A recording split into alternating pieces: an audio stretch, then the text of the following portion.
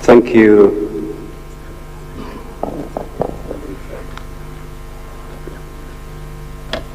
Well, I'm told to stand to shift my position, and the reason I'm being given is that I'm challenged vertically, and and you may not see me. Are we okay, the media? Are we good? Can you see me? Or I'm fully immersed behind? I'm here. Now, the Senate leadership, honorable senators, the members of the Secretariat, invited guests, members of the Fourth Estate, good morning. I'm delighted to welcome you to this assessment and planning retreat, coming at the commencement stage of the 5th session of the Senate, under the theme Advancing the Senate's Agenda, Review Strategy and Sustainable Progress. This theme is both timely and necessary. Strategy without review is blind, just like progress without sustainability is fleeting. At this engagement, we do expect to review performance and outputs of the Senate during the 4th session and interrogate emerging issues in our operation domain. The areas to be covered have already been given to us by our able clerk. Now, the experts, government officials, representative of development partners, and other stakeholders who have joined us here in Naivasha will help us unpack these issues, culminating in a practical and pragmatic action points. I also take this opportunity to request honorable senators to receive with cordiality and open arms our newly sworn colleagues, Honorable Vincent Kiprono Chemitei. I don't know whether he's with us or he's stuck in the jam. Is he with us? That is Senator for Baringo County, and also Honorable Consolata Nagwire Wakwabubi, nominated Senator.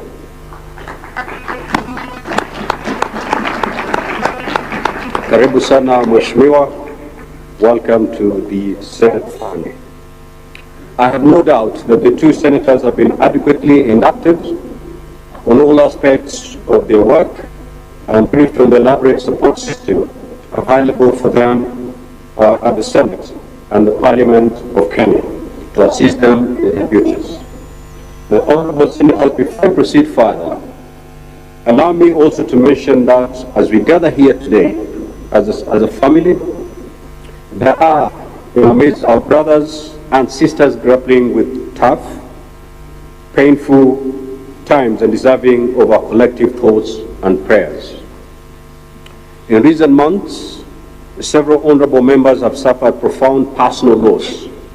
We condole with our brother Senator Jackson Mandago on the passing of his beloved mother, Gogo Esther. We stand with Senator Agnes Kavindu following the loss of her cherished son, Moses.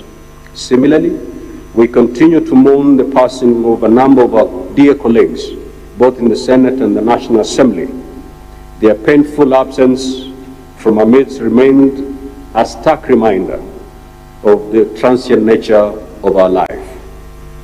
Honorable Senators, the purpose of this retreat is both reflective and strategic, to take a very honest account of our performance in the 4th session and to chart a focused, results-oriented path for the 5th session.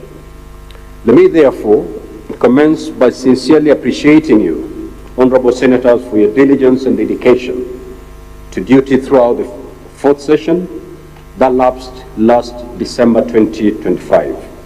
Your commitment to protecting the gains of devolution and fiercely advancing its cause is truly commendable. It does not manifest in loud pronouncements and bravado, but in the output of our actions, which are both qualitative and quantifiable. During the fourth session, the Senate held 127 plenary sessions, 112 plenary sittings. 112 of those were ordinary sittings, 14 were special sittings, and 1 joint sitting. This reflects sustained legislative activity reinforced by the institutionalization of questions to cabinet secretaries, which has significantly enhanced the accountability framework in the 13th Parliament compared to the 11th and 12th Parliaments. Concerning committee operations, allow me to commend our select committees, which are the laboratories of the Senate, for a good well done, for a job well done. Collectively, the 14 standing committees held 864 meetings. I repeat that because it's a record for this House. The 14 standing committees held 864 meetings, which included 77 county visits that enforced evidence-based oversight through on-site verification of projects and service delivery. Our audit and scrutiny committees also carried out substantial work by considering the Auditor General's reports on county government entities and statutory instruments that table numerous reports thereafter. This is the meticulous, open, and herald labor that safeguards public resources. As you recall, honorable senators, the Senate also discharged its quasi-judicial mandate in 3 impeachment proceedings, pursuant to Article 181 of the Constitution and Section 33 of the County Governments Act. For the Senate, these proceedings underscored its fidelity to due process and constitutional thresholds. Impeachment is not a political ritual. It is a constitutional mechanism governed by strict standards. Strengthening capacity and procedural clarity at the county level is imperative. It is for this reason that the Senate, in collaboration with the Kenya Devolution Program, launched the impeachment manual and digest to tighten the loose ends in the impeachment process. The digest is a comprehensive document that provides a structured guide to ensure that impeachment, a crucial accountability tool, is applied fairly, consistently, and within the bounds of the law. Honorable Senators, we are all aware that our country is steadily inching toward the August 2027 general election, ushering in a season of political contestation. History teaches us that as electioneering gains momentum, parliamentary business often faces strain. Attendance may waver, debates may become charged, and legislative momentum may slow. Towards this end of the 4th session, and in the first week of the 5th session, we have witnessed delayed start to chamber sessions and adjournment of committee sittings due to absence of movers and other members. This remains troubling. There are committees recorded 48 adjourned meetings for lack of quorum must be of great concern to us. Legislative responsibility demands presence, preparedness, and prioritization. We must therefore guard against the derailment of House business. The Senate cannot afford to become collateral damage of political campaigns. Our legislative oversight and representative rules must not be suspended or diluted by political ambition. Closely related to this is the issue of decorum and parliamentary etiquette. The Senate must remain a model of order, civility, and reasoned debate. Disagreement is the lifeblood of democracy, but disorder is not. Late political campaigns and rallies and other and the emotions they weep remain where they belong, outside the chamber. In plenary and committee engagements, we are no rivals, but custodians of the constitutional and defenders of devolution. Devolution is not the responsibility of one party, one coalition, or one region. It is a shared duty. When the interests of counties are at stake, the Senate must speak with clarity, and where necessary, with unity. Our differences must never compromise the defense of constitutional principles. Further, let us uphold the standing orders not merely as procedural rules, but as instruments of institutional integrity. The maintenance of order in our chamber is not the responsibility of the Speaker alone. It is a collective obligation. Prosperity will remember not only what we passed, but how we conducted ourselves in passing it. Honorable Senators, in today's world, our mandate increasingly intersects with global imperatives. Climate change is no longer an abstract concept. It is a lived reality in our counties, from prolonged droughts that some counties are currently witnessing to devastating floods. County governments are central to translating national climate commitments into practical, community-responsive adaptation and resilience actions through their county integrated development plans, among other strategic interventions mechanisms. You, Senators, on the other hand, play a critical role in promoting climate action through legislation, budgetary oversight, and policy alignment. I'm glad to note, therefore, that in one of the sessions we will interact with a team that has been driving the Financing Locally Led Climate Action FLOCA program, a Government of Kenya initiative supported by the World Bank and other partners, and which has profoundly impacted counties, delivering locally led climate resilience while strengthening grassroots capacities to manage climate risks.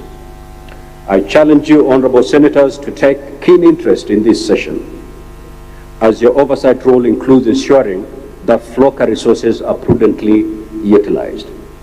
I also wish to commend our members of Parliament for successfully lobbying the Interparliamentary Union to allow Parliament of Kenya to host the regional seminar on methane and climate action for African parliaments in 2026. The event, to be held in Nairobi in May this year, is a significant milestone. It affirms Kenya's leadership in climate diplomacy and underscores the central role of parliaments in advancing environmental stewardship. Honorable Senators, as we embark on the fifth session, our priorities must be clear. Concerning legislation, we must give priority to legislative efficiency. Timely processing of bills, reduced lapses, and strengthened post-legislative scrutiny is paramount. We must deliberately prioritize bills that address physical sustainability, service delivery, and governance lapses in our counties. We must also endeavor to reduce legislative backlogs and enhance inter-house coordination. Secondly, our oversight must be enhanced, particularly on our social funds, pending bills, the health sector management, and infrastructure implementation at the county level. We must also commit to enhance follow-up through follow-up mechanisms on audit findings. Third, our representation must remain robust. The following actions are imperative, therefore. Make petitions more effective as a citizen engagement tool. Deepen structured public participation frameworks and enhance visibility of Senate resolutions at the county level. Additionally, and as I have emphasized before, we must improve quorum discipline in attendance and quorum compliance, both in plenary and in committees. Now, Honorable Senators, earlier this month, I did receive 2 letters dated the 7th and 11th of February from the Council of Governors expressing concerns regarding the appearance before the County Public Accounts Committee, CPAC, and the County Public Investment and Special Funds Committee. In those letters, the Council resolved that governors would not appear before these committees until the issues raised were addressed, and demanded removal of 4 senators from the affected committees as a condition for restoring confidence. The Council also sought an urgent meeting with the Senate leadership to establish a framework for engagement. In my communication from the Chair on the 12th of February 2026, and in a subsequent response, I made it clear that any directive barring governors from appearing before Senate committees was untenable and inconsistent with the Senate's constitutional oversight mandate. The proposed engagement was pegged on the express condition that governors invited or summoned by the Senate committees would continue to appear and honor summons when so required, failing which constitutional and statutory consequences would apply.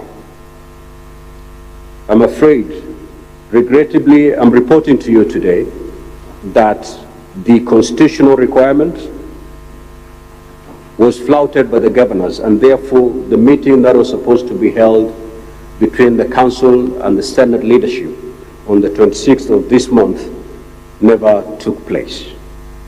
The Senate remains the constitutional guardian of devolution and has consistently advocated for increased counter-allocation, securing a historic 15 billion shillings for the 2025-2026 financial year.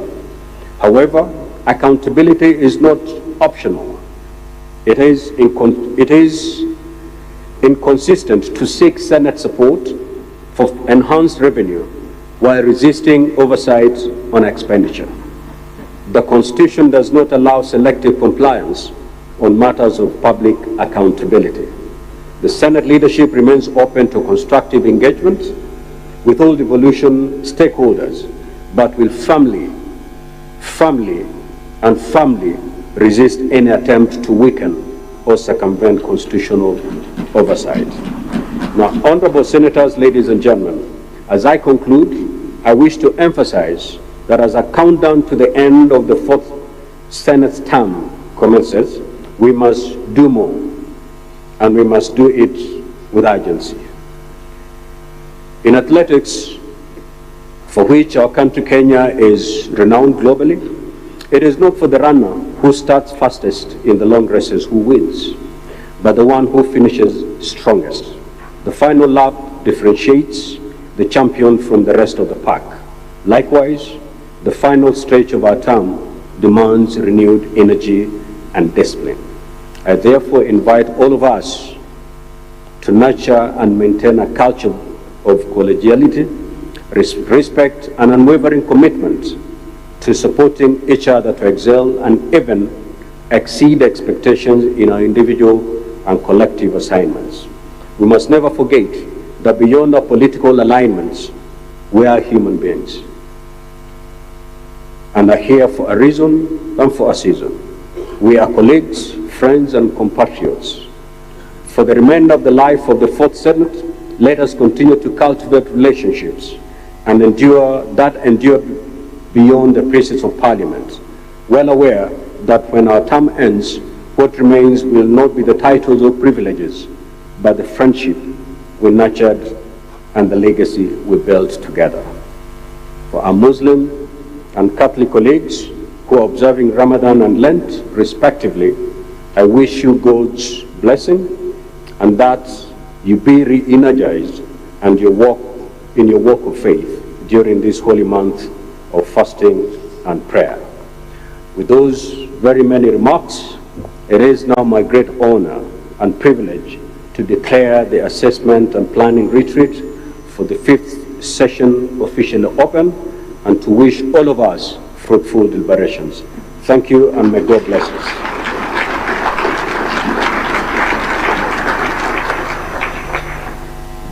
Honorable members, that was the Speaker. Can we have a better applause?